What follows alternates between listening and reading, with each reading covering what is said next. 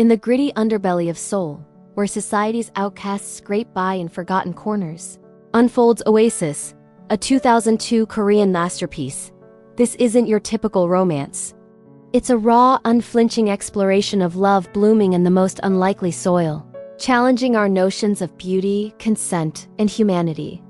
Our protagonist is Hong Jong-do, a man in his 30s with mild intellectual disabilities. Fresh out of prison after serving time for a hit-and-run that killed a pedestrian, Jong-do shuffles through life like a lost puppy, unkempt, impulsive, and socially oblivious. He crashes family gatherings unannounced, pilfers his brother's coat, and wanders the streets in ill-fitting clothes, his wide-eyed innocence clashing with the world's harsh judgments. His family tolerates him at best. His brother runs a car wash, his sister-in-law sighs in exasperation, and they all view him as a perpetual burden. Why can't you just behave? They scold, but Jong-do's heart beats to its own erratic rhythm.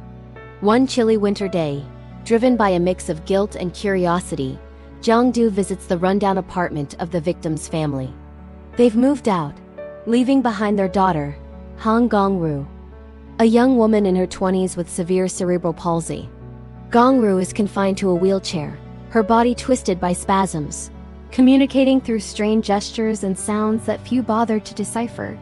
She's left alone in the dim, cluttered space. Her only companions the flickering TV and the occasional caretaker, bearing a potted plant as a clumsy peace offering, chatters away, even attempting to feed her. In a shocking turn, he assaults her sexually, a scene handled with brutal honesty, not for titillation but to expose the film's core. How society's rejects navigate desire without the filters of normalcy. Gong-ru, voiceless and vulnerable, is left traumatized, yet the film doesn't paint Jong-do as a monster. His actions stem from a childlike misunderstanding of affection, warped by isolation. Days later, something unexpected stirs. Gong-ru, peering from her window, spots Jong-do lingering outside like a stray. She signals him up, and thus begins their improbable bond. In stolen moments, they connect on a level untouched by pity or prejudice. Jong-do pushes her wheelchair through bustling markets, sharing street food and laughter amid stares from passers-by. He decorates her barren room with Christmas lights, transforming it into a twinkling oasis. Gong-ru, for the first time, feels seen, not as a disabled burden, but as a woman with dreams. In fantasy sequences that blur reality, she imagines herself able-bodied, dancing gracefully with Jong-do in sunlit fields, her spasms melting away.